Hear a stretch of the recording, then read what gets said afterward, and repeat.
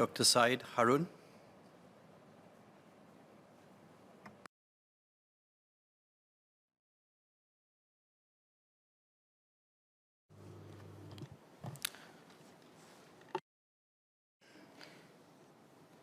Thank you, Mr. Deputy Speaker. I would like to first declare my own interests as past and current serving office bearer of several societies. More relevant, and presently I'm President of Lembaga Beasiswa Kenangan Maulud and Honorary Secretary of Singapore Psychiatric Association, and I have also memberships of a few other registered societies. Mr. Deputy Speaker, I read the Societies Amendment Bill with much interest, and if I may, there is a certain duality that exists within the bill.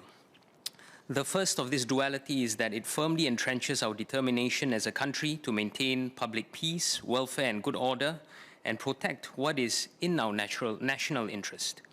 It also suggests and reinforces that we make no apologies in protecting our Singapore society against undesirable and offensive influences that could fracture us along naturally occurring differences such as religious and racial identities, or against ideas that are rooted in illegal activities or arising from foreign interference. I'm also heartened that the bill's reach goes wide enough to be able to hold accountable persons who directly or by proxy allow any unlawful assembly, induce membership, publish materials, and procure subscription and aid for the purposes of such unlawful societies. I think these rules are necessary, and the spirit of the amendments keep pace with our desire to protect society against such detrimental activities. The second of this duality, Mr. Deputy Speaker, is that the bill, notwithstanding the increase of maximum punishments and fines and clarifications on the powers of the Registrar of Societies, provides latitude for societies to flourish and for like-minded individuals to share their common perspectives and come together to advocate, to promote, to discuss, and to deepen understanding of a wide set of issues and interests. These can range from issues relating to ethnicity, to religion, to nationality or language, to political inclinations, to civil liberties and rights, to environment, and even to animal welfare. In this regard, the importance of societies within our society cannot be understated. Societies are like ingredients to the recipe of what Singapore is and could become. And beyond political affiliations in this House, I can say with a degree of confidence that many honourable members of the House are or previously have been members of societies and ground-up initiatives as well. The nature of the establishment of any one society necessarily involves a group of people invested in a particular topic or issue enough to want to make formal a cause to call their collective own. It tells of a tale of a determined advocacy and of a meeting of intellectual minds and of a sense of belonging via a common thread, theme, and identity. By extension, this adds much richness and diversity to Singapore because societies, directly or indirectly, develop a rootedness to local community, allow for outlets of philanthropy, and groom the next generation of community leadership.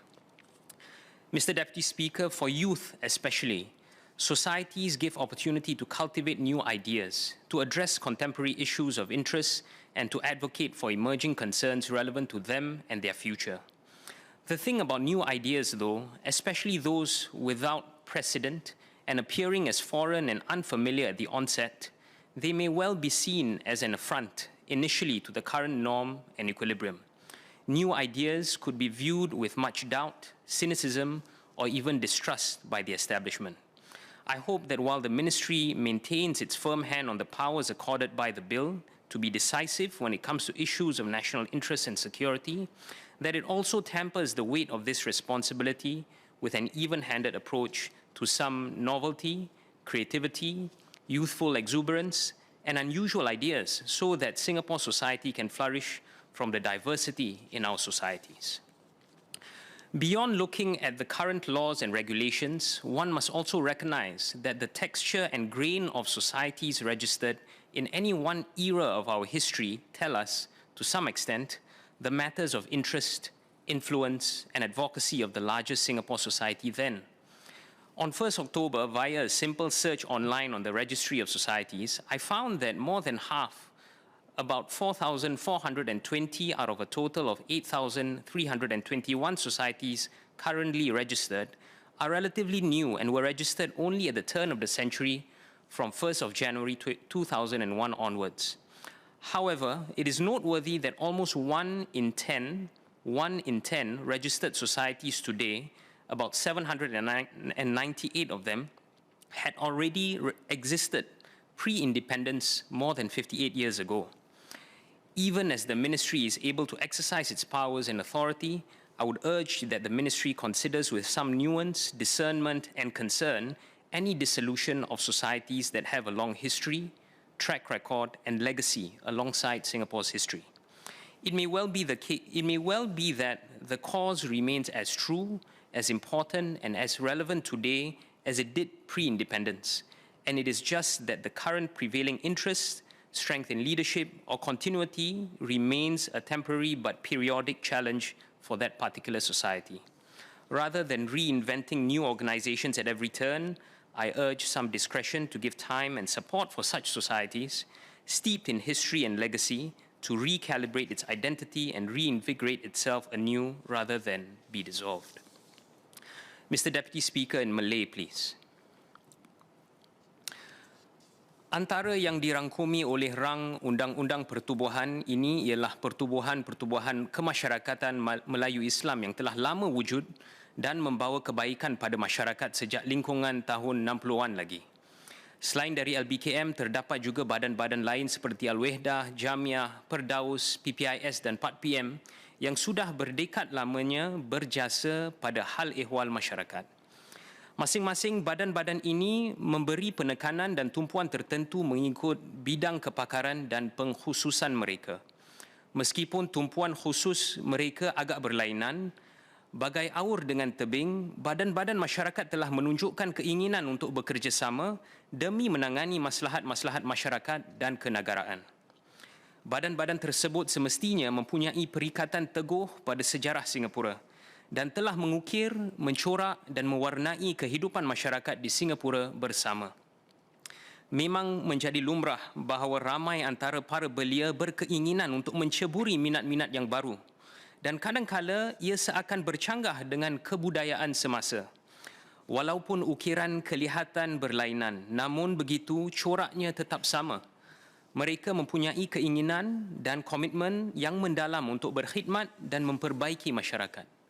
Dalam pada ini, saya juga menyeru kepada para belia dan para profesional untuk menyumbang kepada pertubuhan-pertubuhan terkemuka dan bukanlah ianya sesuatu yang kuno atau berkebelakangan.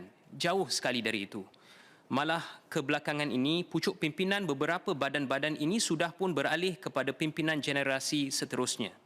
Mereka tetap menitik beratkan pertalian pada warisan dan sejarah serta meraih keyakinan dan melabur dari ilmu pengetahuan dan pengalaman pimpinan sebelumnya.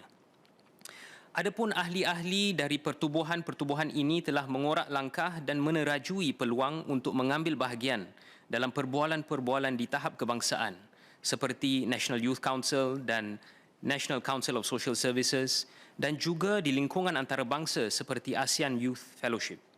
Saya berharap pihak pemerintah dapat mengimbangi keperluan untuk bertegas dalam menguatkuasakan peraturan melalui rang undang-undang pertubuhan ini.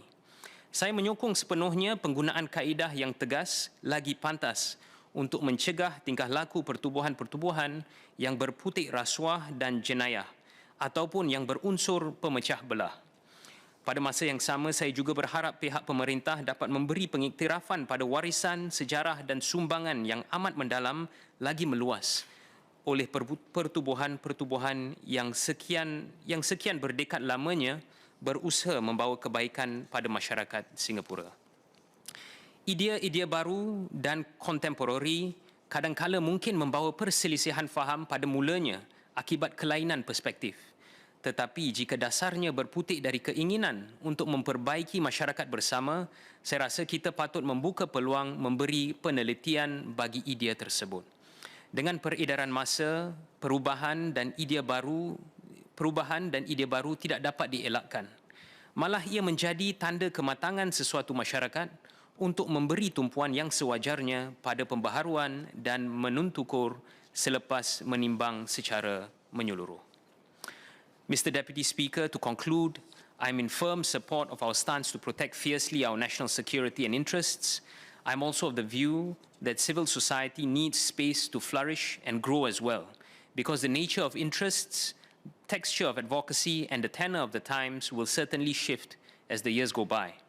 And as these shift, the tension will surely exist now and then between new, seemingly disruptive ideas and the prevailing social norm. These may be seen as presenting a challenge to the existing good order of things initially. My hope is that the Ministry considers these factors with perspective and discernment where they apply. Mr. Deputy Speaker, I stand in support of this bill.